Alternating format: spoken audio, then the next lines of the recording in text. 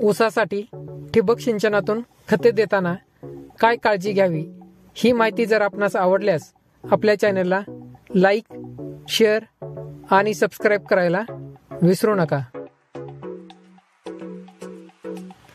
ठिबकद्वारे पाण्यात विरघळणारी खते दिल्यास खतांचे नुकसान कमी होऊन पिकांच्या मुळाशेजारी अन्नद्रव्ये दिली जातात.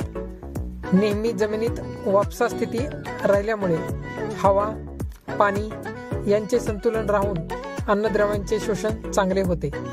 शिफारशीत खतमात्रेत 30% पर्यंतची बचत करताही येते. ऊस पिकाला शिफारशीच्या 70% नत्र, स्फुरद आणि पालाशची मात्रा साधारण 15 दिवसांनी 13 समान हप्त्यात विभागून द्यावी.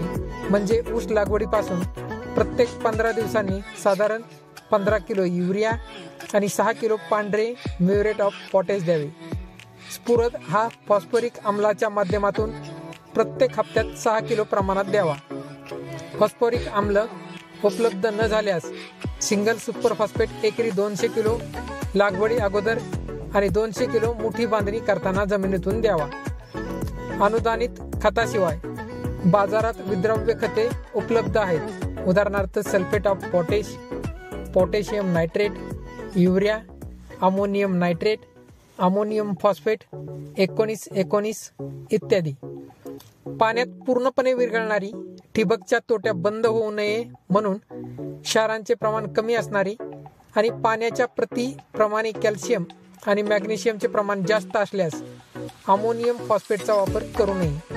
चुनखडीयुक्त जमिनीत कॅल्शियम अमोनियम नायट्रेटचा वापर टाळावा. उपलब्ध विद्राव्य खते ठिबकमधून देण्यात जरी चांगली असली तरी होणारा खर्च आणि मिळणारे उत्पादन आणि मिळणारा फायदा यांचाही विचार होणे आवश्यक आहे.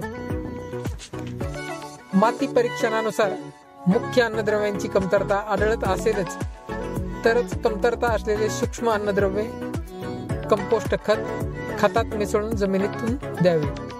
महाराष्ट्रात साधारण झिंक, लोह, बोरॉन इत्यादी सूक्ष्म अन्नद्रव्यांची कमतरता आढळून येते.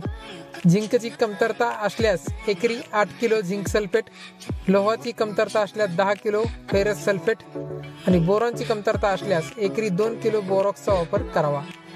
अन्यथा सूक्ष्म अन्नद्रव्यांचा वापर ऊसावर द्रवरूप खतांची फवारणी करूनच द्यावा. त्याचा पिकावर चांगला परिणाम होतो.